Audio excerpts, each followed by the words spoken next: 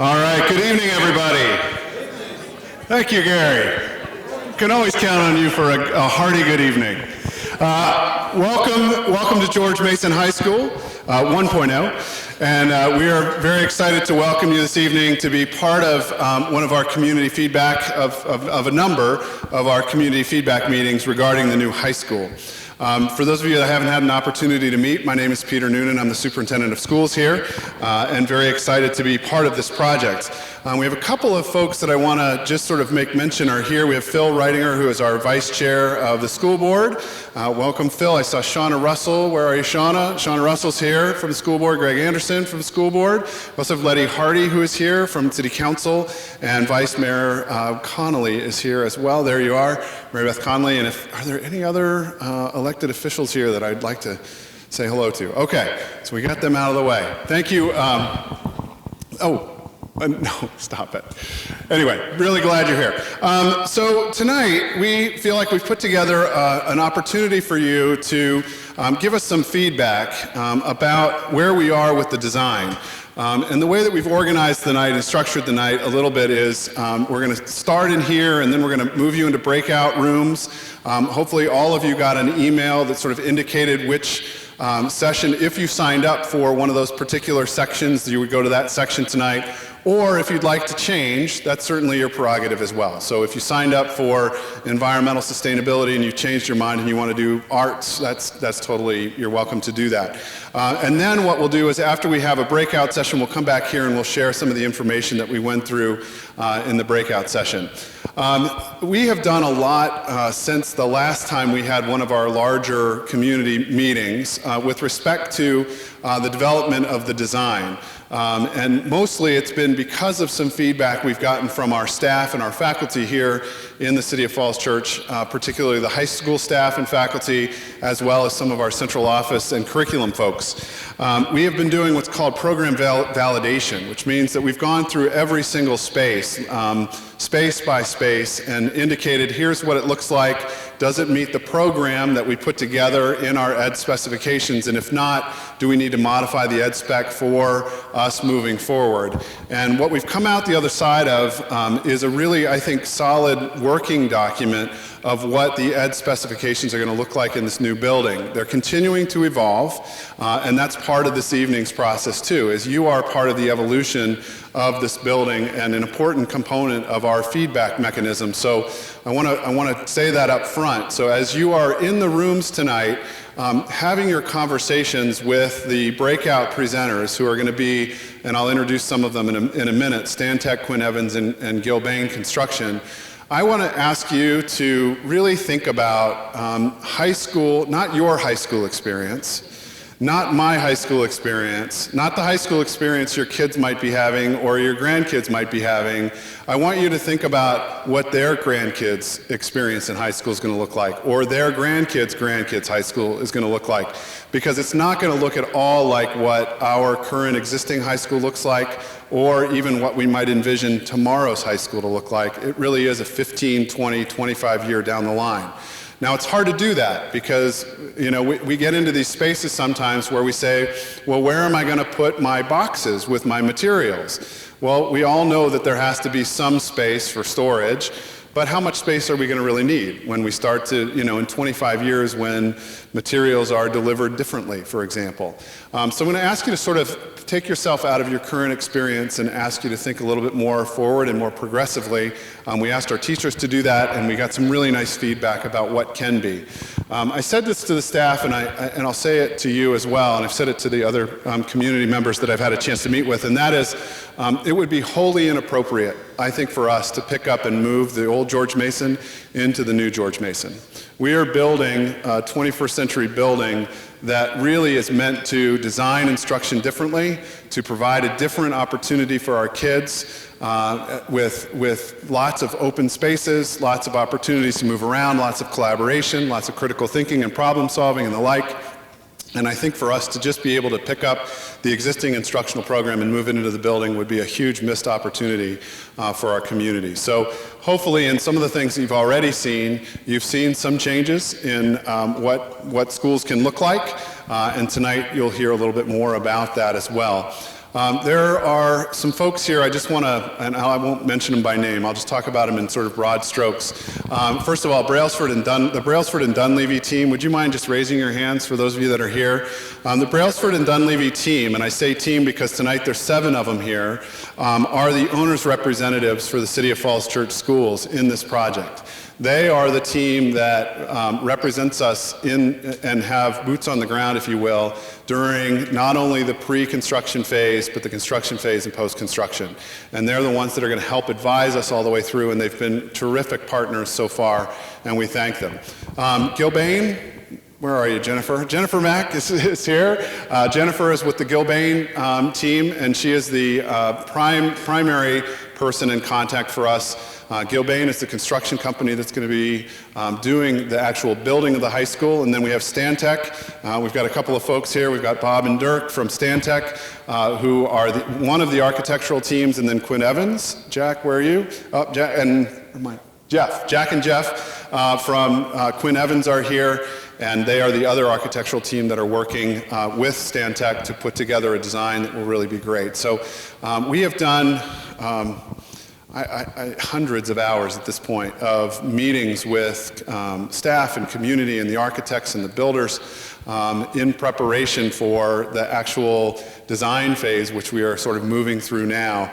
And we couldn't be more happy to have you here and be part of that. So with that as sort of a context for the evening, sort of breaking out and coming back, I'm going to turn it over to Dirk Jeffries, who is the principal architect with Stantec, to walk you through some of the conversations we've been having with the staff. So Dirk, welcome. And I also saw Shannon Litton. Shannon, thanks for being here.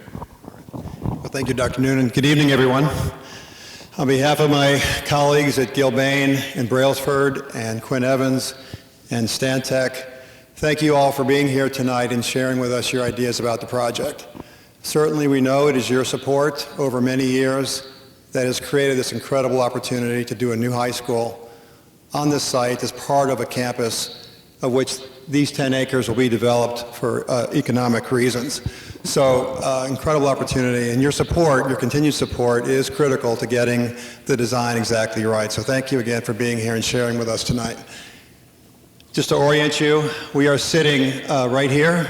This is obviously the aerial of the 34-acre campus. Let me get my steering wheel here.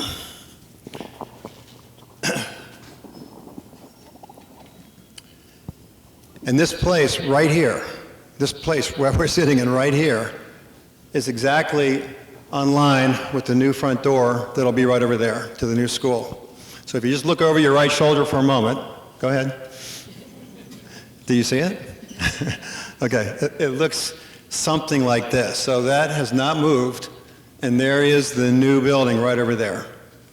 So has everybody seen the videos by now, probably, right? So we're not going to show the video again because it was done in May. What month is this now? September, right? Oh, it's kind of getting old, a little stale. It's getting better through the work that we're doing that Dr. Noonan told you about. So this is the idea. It's a concept. And from the what is this, southwest, you can see the new building touching the middle school in the consolidated athletic complex. It's on the back of the school, and this pedestrian path, I heard Mr. Hills call it, what, Muskie? Is this the Huskies and the Mustangs? So a very direct path to the athletic stadium this way, and there's also a path around the other part of the building. So this is the concept, this is the building, this is the site, this is where we are today, honestly. If you were here on August 5th and participated in that Sunday series, you'll recognize this slide. Daisy summarized for everybody the process and the time frame and where we were at that point. So in July, we joined the process. In July, and a year from now, we're going to be under construction. That is insane, but it's going to happen. The thing that connects where we were in July and where we'll be next year, of course, is design. And that's what we are hard at work on right now. And as part of our design process, August through October, about 90 days of refinement, design refinement, And that refinement occurs through your feedback. That occurs through the input. Everything that we submitted in May was lacking your voice. It lacked the voice of the users of the space in the community. It didn't make any sense. So we did as much as we could do without your participation. That's where we are. And so we are 2 months into that 3 months. And over the last 6 weeks or so, as Dr. Noonan said, we have spent hundreds of man-hours among many people understanding more about how you work and educate students and how you serve your community. We have met with all the folks, you see who, and we had to work very hard to get all of the instructional folks in before school started, and we began in parallel with the August 5th meeting, the community conversations. And so through September and October, there will be more, right? So on September, help me, 23rd and 26th, I think it is, are the 2 other community meetings where the work that we do tonight will circle back and we'll be able to show how your thoughts and your ideas tonight were incorporated into the design. We're not ready to do it tonight because we haven't heard from you. So then we'll be ready. I want to show this. This is, if you were there on August 5th and you asked a question, you'll remember that all those questions were transcribed, have been transcribed and answered and posted now on the website. So if you were to go to the website, you can see all of those questions and all of those categories. Great questions. And so those questions will be available to us tonight in our breakout sessions. And by subcommittee, we can revisit some of those questions and answers and use that as a springboard for our discussions this evening. So if you haven't seen there, we'll make sure that you do get this information. Listed here are the 15 or so instructional user groups that we have met with over the last several weeks. So take some confidence in knowing that we have heard from everybody that uses this building and the middle school, by the way. So we have heard from everybody, and we will be circling back with them to make sure that this building absolutely reflects their desires. In parallel to this, we have had meetings with the city. We have had building official, planning. We're doing other work in parallel with the city. And so tonight, these are the subcommittees. Thank you for your interest and your commitment to serving on these subcommittees. These are the groups that we're meeting with tonight. This was a month ago. Here we are tonight. This is what's coming up. I think this is a Sunday meeting, and then this is whatever day that is, Tuesday. The October meeting, I don't believe, has been set yet. Is that correct? Correct, it's not yet been set? Okay. And so in October, we will be able to unpack the entire schematic design. And when we talk about schematic design, what we're talking about is the alignment of the scope and the budget and the design direction. Those 3 things must be aligned in order to finish schematic design. So with confidence, then we can begin the detailed work of the technical work of doing the architecture of the building. So just very quickly, I would like to just kind of walk you through the way the building, we have reduced the floor plan backward into just diagrams, almost like a zoning diagram by floor. This is a diagram at the very lowest level, 20 feet lower than where we are right now. So if you went out that way and you followed that path down to the stadium, that lowest level is this level. So we'll be digging a gigantic hole in that hill over there, and we will be burying these areas. So the lockers will be actually below the gymnasium, and we will have stairs from the lockers directly up into the gymnasium, and you'll see that later. We also have the wrestling, the fitness area, all those PE support spaces, and then the performing arts spaces are there because it is so low, we can actually then gain so much volume for band, for choir, for black box. All of those performing arts spaces will then have all of that volume by putting them low. So spaces like this are the kind of character that we envision for those spaces at that level. As we come up, this is the main gymnasium level now. This is the competition gymnasium and the auxiliary gym. And you may know that the auxiliary gym is specified to have a suspended walking track in that double height space. So something like this overlooking the gym is what we'll have there, and a gym in which we can see into. the seating capacity of the gymnasium will be 1,500 students. So a very large gym. The main level, of course, access to the performing arts right at the front door, and some type of multi-use space such as this. Certainly dining, but after-hours town hall meetings. It feeds the terrace outside as well. Again, just something like this.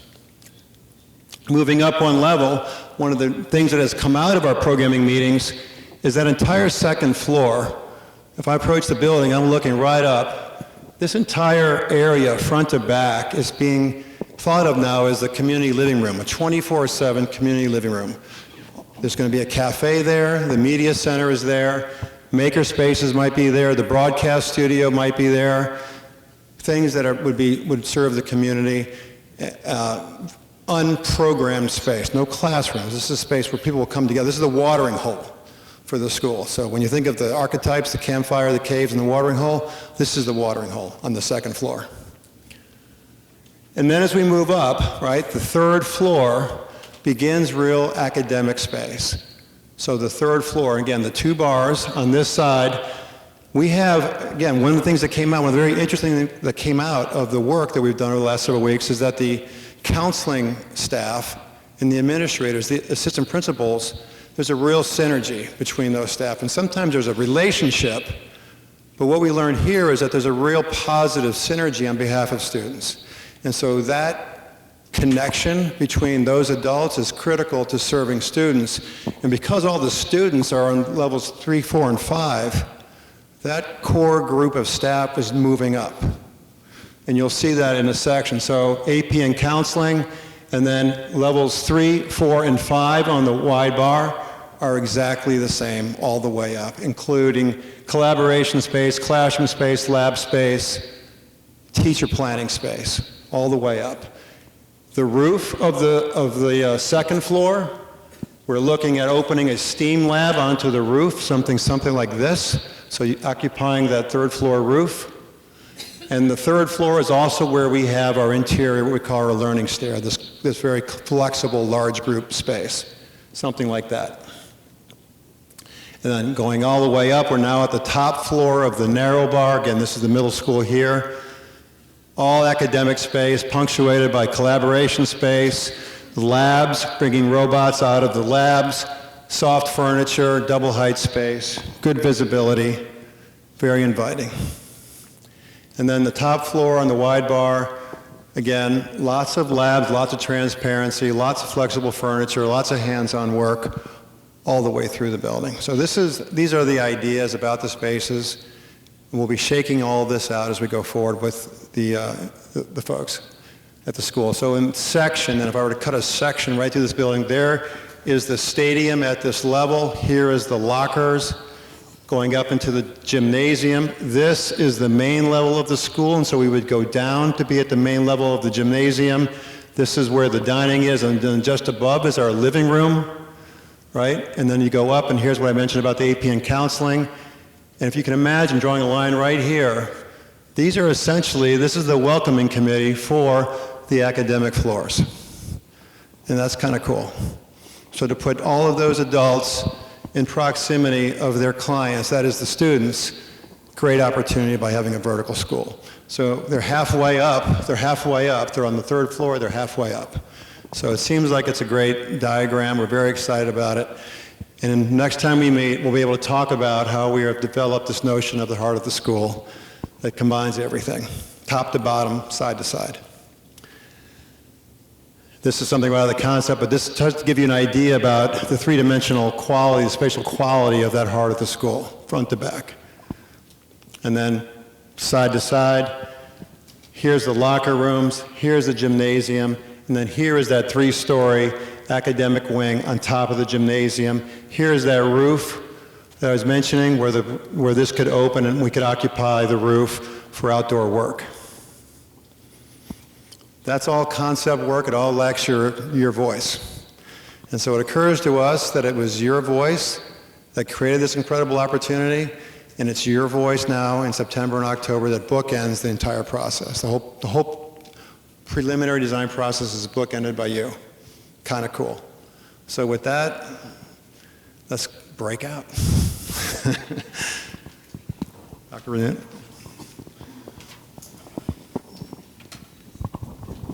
Thank you, Dirk. Okay, thank you. And I hope that you're as excited as we are when we look at that and think about the possibilities. So two quick sort of nuts and boltsy things. One is if you haven't had a chance to sign in, please do so.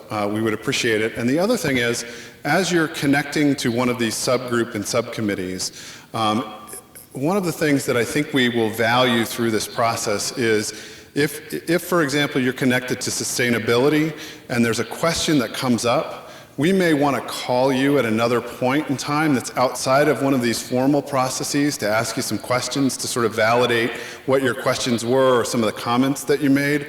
So I'm not saying that once you're in that, the next time you come, you can break into another, but we would sort of value, I think, if you wouldn't mind sort of sticking with your committee that you select tonight, or at least write your information down when you get in there so that we can call you later at another point if we have some follow-up questions. So at this point, what we would like to do is do the breakouts. As you are aware, you were assigned a spot, and if you weren't assigned a spot, you can kind of pick one that feels right to you. All of our spaces are down this hallway on the right-hand side and the left-hand side, with the exception of sustainability, Fine and Performing Arts. I'm sorry about that. Fine and Performing Arts is actually going to stay here because they're a rather large group with Beth Penfield and Jeff Bonvecchio. But if at this point in time, if you would like to make your way to your room, go to your room, that would be great. And we'll see you back here at about 8:30. We have an entry plaza out front, secured from vehicular access past this new road here.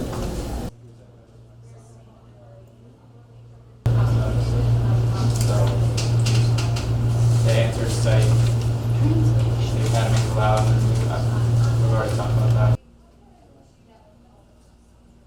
So the idea right now in the plan is to create this drop-off so that people aren't crossing. We don't want people, trying to cross between buses. So in some of the renderings, you saw this really nice plaza area. So we are trying to create a strong separation to create a really safe environment for drop-off. As far as what's going in the school, I'm sure you're already aware, full-size gymnasium, auxiliary gymnasium, all the associated locker rooms, fitness room, wrestling space, and all the support spaces for that. There was never enough seating in there. Sure. In the Broadway productions of the theater does. And we've run heard out, about they sell out constantly. It's so well attended. They are. All right, so a couple of things that I want to just bring to your attention that came up just generally, just to make sure that they're addressed before I turn it over to the community use group who's going to go first. Is one of the stakeholder groups that I failed to discuss in my opening comments that I want to make sure is abundantly clear to this group is that our students are huge components of the feedback sessions that we're hosting. We've had we had 6 focus groups this summer where we met with core groups of students to talk about their vision for the high school. We met with the incoming freshmen. The architects did a whole kind of what they did for you tonight with the incoming freshmen today. Not today, but earlier last week. We will continue to hold meetings with students here at the high school, at the middle school, and we're also talking to students at Thomas Jefferson. Because those 5th grade students that are at TJ will be the first class that will go all the way through from, what's that? I thought it was the 6th graders. Oh, I guess it is the 6th graders. Last year was, it's the new year. That's right. It is the 6th graders. You are right. So the 6th graders, yeah. Sorry, I missed a school year there. We've changed years, right? Anyway, so I just want to make sure that I'm really clear that those students are going to be part of this conversation as well. The second thing that sort of has been brought up is this notion of community and connectedness, and I don't know if I'm going to do justice to the conversations that you all have been having, but one of the pieces that we really are trying to create in this school is a connected learning environment that, and some of the changes based on the feedback we've received already from our teachers and our staff has been how the floors articulate together through open staircases and stairwells so that there are very clear patterns of movement so people can have clear sight lines to see from one floor to the other so that it feels like a very connected learning environment for our students. But also, one of the things we tried to develop in this process was thinking about how do we look at community use. So right now, the way community use looks is that it's sort of on one floor, where we've got all of our major areas, right? So we've got the cafe, we've got the auditorium, we've got the gyms and the like, one or two floors there. And then everything above it is sort of blocked off. But I want to also sort of say that there are possibilities beyond that, right? So one thing we have been talking about too are ways that we can allow for broader community use. So if there are, for example, community or neighborhood meetings that you want to hold a meeting here and just want a classroom, you know, opportunity to open up a classroom, or you're holding a seminar on something and you want to utilize the building, all of those opportunities are going to avail themselves to the community as well. And you'll be able to sort of, again, see through this articulated school how it sort of works together through this sort of transparent, I don't even know what the right words are, but sort of this way of seeing across the building and creating this really connected, open, collaborative space that not only works for our kids, but also for our community. So I hope that you see that in some of the drawings, and that'll become more clear, I think, as we continue. So with that, I'm going to turn it over to the community use group, and we'll hear back, unless... Jen, did you have anything else you wanted to say, just in terms of, okay. All right, it's 9:43, so we're just going to ask you to kind of limit your comments. 8:43, I'm like way off tonight, sorry. I'm a year and an hour off. So I'm just going to ask you to limit your comments as best we can so we can try and stay as close to that 9 o'clock stop. Thanks. Okay. Thanks. Cecily, can you come up, and Leslie come up, and Jen, are you, I lost sight of, oh, here we go. All right. So there were three themes that our group focused on relative to community use, and they had to do with the variety of other uses, both for the site and property, the rec and parks. We talked about memorials and legacy, and we talked about the library use. And why don't we start with the library high points, and then we'll go to the memorials, and then we'll finish with the Parks and Rec and the rest. So my name is Jenny Carroll, and I am the... it's recording. Oh, it's recording. I was like, I can talk loud enough. I do story time. So I'm Jenny Carroll. I'm the public library director.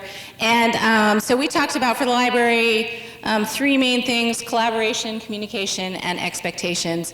And under collaboration, we specifically talked about curation of resources. Who's going next? Great. Leslie? I think it's memorials. Hi, I'm Cecily Shea, and one of the roles I have, I'm president of the Falls Church Education Foundation, but tonight I'm going to be talking about the memorials and legacies. Here on this property, there are a lot of different memorials to many different people, whether they be trees, pots, benches, bricks, gardens, and we don't want to forget those, because as we all know, we were told tonight, this area right now where we're sitting is going to become the economic development. So we cannot forget those people. And an inventory was taken of all of those memorials this past spring, and we have reached out to the people whose loved ones have been memorialized. Going forward, what we're going to be looking for possibly is a memorial garden, one place, or memorial nodes. And so we've encouraged the designers to come up with some ideas for that. And also with that, we're thinking about a digital archive, because a lot of these people, you know, there's a tree in memory of somebody. And right now, nobody, you know, most students walking on the campus have no idea who that person is. And so we need to remember those stories and to curate those stories for a digital archive. And, you know, that may take the form of a kiosk or something like that. But along with that, we're going to have to do some fundraising. So that's one of our opportunities, because this is above and beyond and outside the academic nature of the school. And so the community is going to have to help out with that also. Thanks. And lastly, we'll talk broadly about parks and multi-use. Rec parks and other community users and renters. I'm Leslie Rye. I'm on the advisory board for recreation and parks, and we've distilled to a short list here that's really a really long list. But we want to provide the architect with the range of the programs that are done up here. Everything from field use to auditoriums to extended care after camps and summer camps, classes that are provided through the Recreation and Parks Department, everything from art classes, language classes, and so forth, having room for that. Revisit the plans for the community access to the common areas and classrooms. In other words, if only one section of the building is available, but that section of the building does not provide the facility needed for the programs, we have to relook at maybe how we're going to flow in the building. Taking into consideration security, but yet being able to have access to rooms, like for meeting rooms that were mentioned before. Digital access for scheduled events for better coordination of the activities that happen up here between school activities and community activities and Recreation and Parks Department activities. And due to lack of public use space in Falls Church, GM space will be really sought after, and the community really speaks up about needing meeting spaces for different groups, scout groups, League of Women Voters, church groups, et cetera, et cetera. So that's the short story. All right, so that's community use.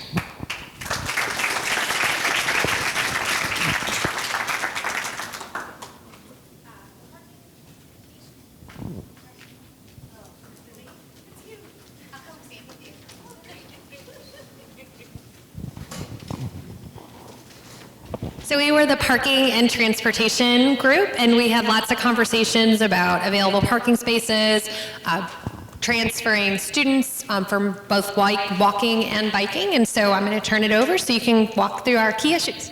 Great. Hi, I'm Andrea Coman, and I'm a parent. I'm a parent of elementary school children. I also serve on the advisory committee on transportation for the city. So I will try to do our conversation justice here. So there were a few areas of concern. Obviously, we're going to be reducing the number of spots at the school from, we're going to be reducing, can you hear me? Okay. All right, thank you. Sorry. I have to hold this really close to my mouth.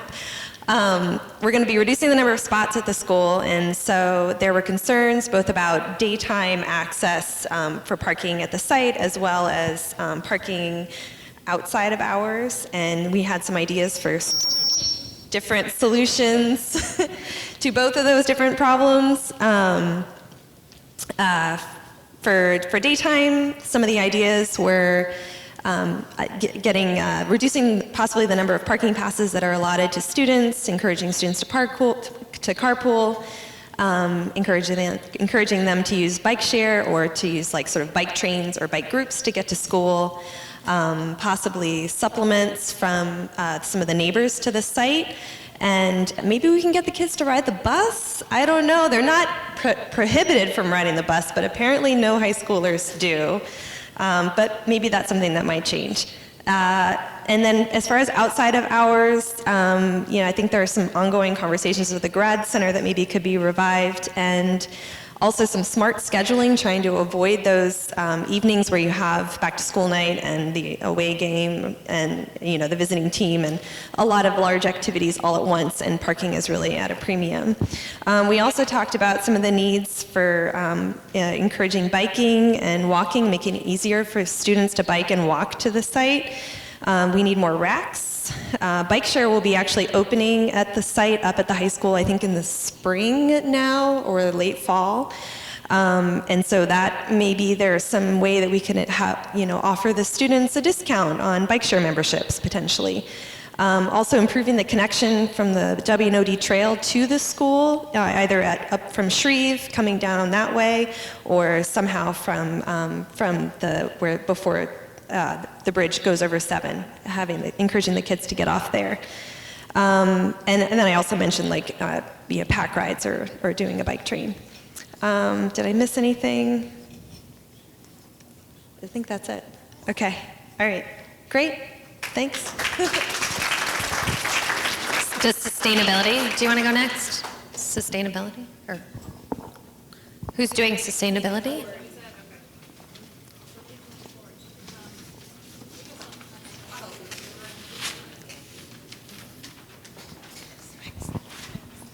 We had a lot of Post-it notes. I'll hold them and I'll let you. There we go. Which one do you want to start with? Can we? Yeah, Trace.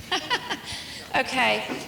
So I'm Corey Firestone Weiss. I'm the parent of a first and fourth grader who are very much looking forward to going to this high school, and I'm also the chair of the Environmental Sustainability Council. And our group had a really great discussion about sustainability. I would say, roughly speaking, we divided our conversation between inside the building and outside the building. And if we maybe start with climate change, there was a lot of support in the room for the commitments in the RFP for the school. In other words, that we have a net zero ready building, or a building that's so energy efficient, super energy efficient, and then produces any energy it needs to use from solar panels. So we're on track for that. We're happy that we got a LEED Gold requirement in the RFP. That's terrific. The group doesn't want to see any of that value engineered out, and we've gotten a lot of strong encouragement that that's going to stay, but just in terms of the school mitigating its impact on climate change and reducing emissions and thinking about the long-term value of the school, that's really important for the group. When we think about, I guess the other thing I wanted to say in terms of inside the building, can we just flip to curriculum? I'm just looking at the dots. We did some prioritization. There were some interesting conversations, and one of the teachers, actually, we had two teachers in our room who shared some really exciting input on, incorporating the sustainability features of the building into the curriculum. And there's a lot of really great things, and I think one of the key takeaways was, getting the students to be part of this process and to share their thoughts, because they had a lot of really innovative thoughts about how the building is not just a static place where they're educated, but the sustainability aspects are incorporated into their curriculum and really preparing them for the future. Going to outside of the building, again, there's some great things in the RFP, but one of the areas that could be strengthened that wasn't really robust in the RFP is what happens on the landscape. So we talked about stormwater, we talked about climate change from the standpoint of the impacts of climate change on the building, both in terms of increased heat and increased precipitation. We talked about landscape, and we talked about air quality. Those are all, we know that there's really not great air quality in this region, and anybody on these playing fields is basically sucking on an exhaust pipe. So we had a lot of conversations about more innovative use of landscaping and trees in particular to improve air quality, to shade the building and mitigate the effects of heat island, which we know are coming. To capture stormwater. This site will be capturing the stormwater from the commercial site, and it's probably going to be a lot cheaper for the city if we capture the stormwater here, and there's some innovative green infrastructure ways to do that. And what did I miss? I think, right, we got the outside of the building. Did I miss anything, sustainability folks? PV, solar. So photovoltaics is part of what will make our building net zero energy ultimately, is that if the financing is right, there'll be enough solar panels on this to generate energy for the city, which will be terrific. Okay? All right.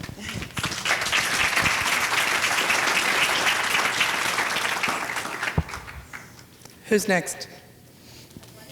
Athletics. Jeff Bonvecchio. Safety and security.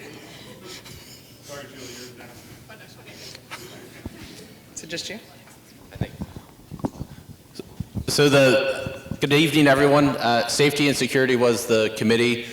Can the committee members raise their hand? They all felt like not speaking out. So we're breaking a rule by having one of the program managers speak, but it's okay. So when you see one of us later tonight, ask us what we learned tonight. I won't share that with everyone, but there's some great new technology out there that the school's employing, but I won't share that. But seek one of us out, we'll tell you all about it. It's really cool. There were the three key points we took away were right now that this school itself has about 50 to 55 different entrances. the importance of getting those entrances down to one main entrance, and then 4 or 5 of the needed, maybe 6 of the needed security or egress access points from this building, which will really help watch the school, put eyes on those people that are coming into the building. One of the questions that was a recurring theme with what we heard from the community at the earlier meetings was all the glass in the classrooms. While this does have some security concerns, it actually creates a level of connectedness that you do not have in this current building. When you look at an aerial view of this building right now, it reminds some of us of an airport terminal. There's lots of long dead-end hallways. The new design we have is a very compact design, which creates a sense of a connectionness. I'm making up words now tonight as it gets later in the evening. There's a sense of connection between the spaces, between the students and their peers throughout the building. And then I think our topic also then overlapped into some of the others in terms of overall site access and security and what that means. And one key point that happens with the proposed design that we're working on is the loading dock right now for Mary Ellen Henderson, which is really in a bad spot in terms of pedestrian access. Moving that around to the rear of Mary Ellen Henderson and having that be a shared loading facility for both the high school and the middle school takes vehicular traffic away from the pedestrians, puts it behind from where students are going to be. But it's obviously a subcommittee in an area that it touches on all aspects of the committee. So maybe I should have gone last as a way to sum it all up, because it is one that you can't talk about without talking about all these other areas. So thank you to my committee members. Thank you to the team. And then we can now move on to athletics.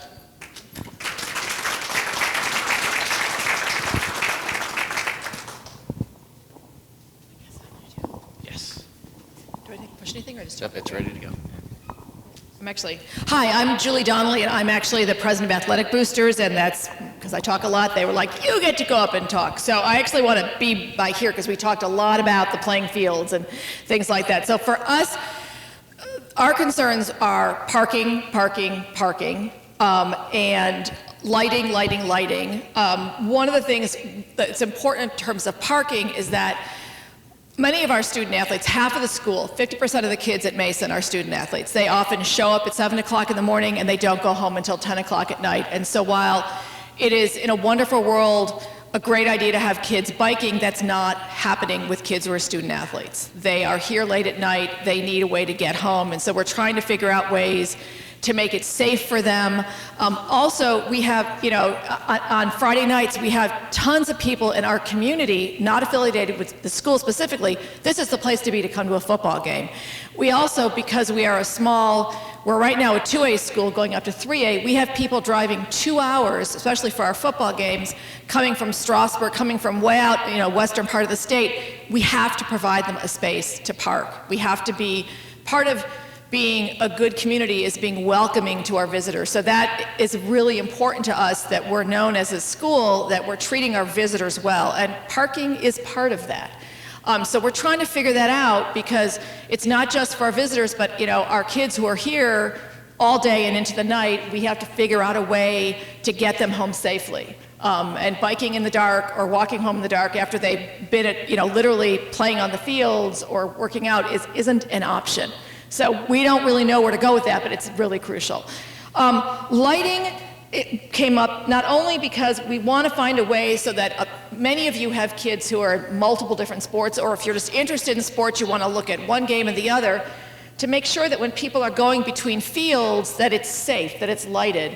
Also, right now, there's no lighting planned for the second turf field, and we feel that that's, to be perfectly blunt, penny wise and pound foolish, because, as I'm sure many of you know, our rec leagues are playing here. We have adult leagues that play till 12 o'clock at night. So if we can get that lighted, that brings revenue to the school system, to the city.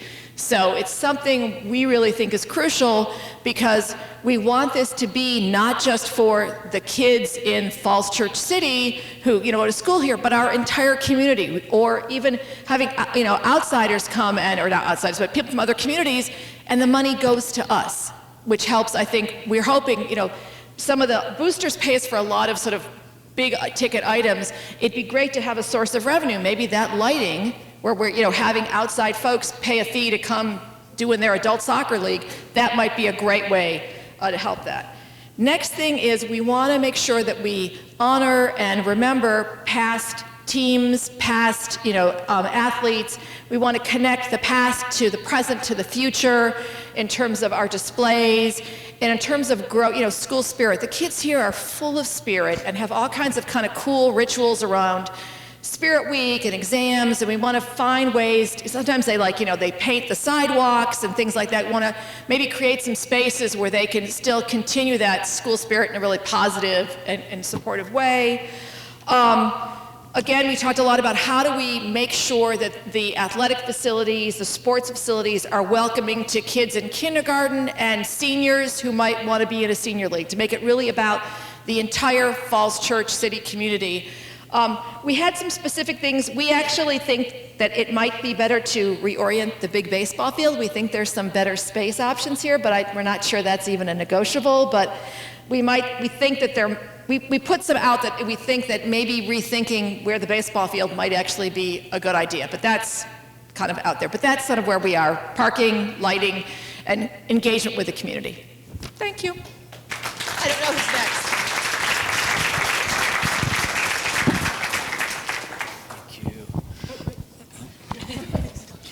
Hi, my name is Paul Segretto. I'm a parent here. I have two children. One's a ninth grader here at the high school, and the other one is a fifth grader at TJ, and I am representing the Fine and Performing Arts Committee, which we believe this can be a really cornerstone of the new school. It's obviously got a footprint already up front, and so we want to make sure that that's exemplified and we have the proper space. And I'll follow up a little bit from athletics that parking is also an issue, but it's also space capacity to accommodate the large programs that we currently have today, as well as the future ones, as well as for the community. So we looked at how do you balance seating with the audience expectations. That was one area, as well as against the performances.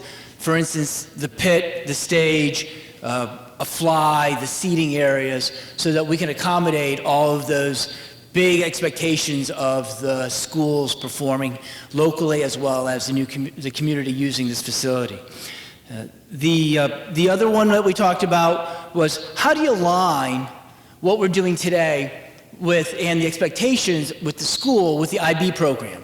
So as we build out this new facility, to think through the expectations of the IB program, where Dr. Noonan wants to take it to be the top-ranked one, against what we're going to be building today for the performing arts. The other would be the future innovative needs of the school and the students. So today we think about instruments and ballet and the size of the stage, but we also need to look forward, and we had a discussion about what's that technology that we need to bring to the table today. And then what are the trade-offs that if we have today, we have certain seating expectations or certain height restrictions that we might have to balance against what are the students going to be doing tomorrow, and what can we actually bring to the table that will allow us to accommodate all of those expectations of this school. There are technology innovations that we can bring for performances and such. And that's all I have. We had a great committee. I'd like to also thank the leads for the committee, which were Beth Penfield and Jack Chen. Thank you.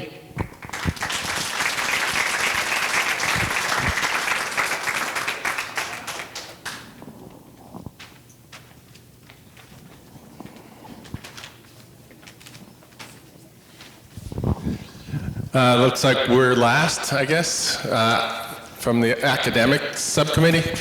Can you put it where I can see it? Yes. Or just put it where I can see it.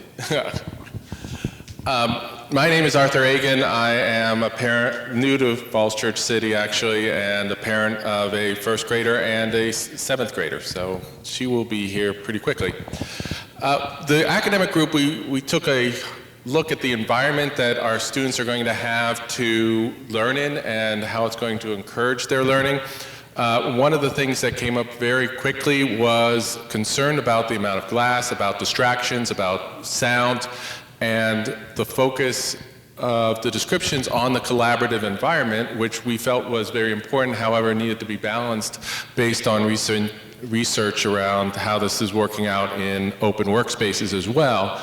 So we had a lot of concerns about and want to understand better exactly how, when they say collaborative, open, what is this really? How are we going to accommodate all the different learning styles, the different learning needs that are going to be there? Some people will need the wide open collaborative environment. Other times students will need small private areas. Same thing for the teachers as well. They're going to need some private space as well, but at the same time they want to be accessible. So we want to understand this balance that has to be struck. Second thing we want to understand better is the actual day that we're talking about from a experience perspective. You have what is the student experience from the time that they get onto the bus, although from what I hear that's kind of doesn't happen. So from the time they leave their house to the time they get home, can they take us through a day so that we understand when they go to a classroom and how do they get from one classroom to another? Are they going from the 5th floor down to the 2nd floor for lunch and then back up to the 5th floor? And that's a lot of stairs. How is this learning experience going to adapt for the teachers as well? What is their experience going to be? And all the students are not the same. It's going to be different for a student athlete versus somebody on a track for you know, they're going to jump right into a master's program. I don't know if that's real, but so we wanted to understand that. And the third thing ties into this as well, where we want to understand how the different levels of learning are accommodated. So you have students who are at a very advanced level, and you have students who are going into the technical and other areas. How does this adapt? How does it adjust for all of those different students and all of those different learning needs, and how is it accommodating the full range of needs? And those were the 3 big takeaways that we had tonight.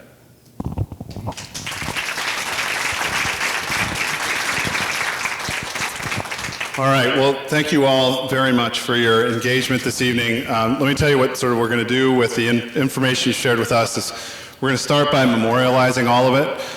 So we'll take this, it will become part of the feedback that we'll provide to the architects and to the design team, and we will incorporate it in.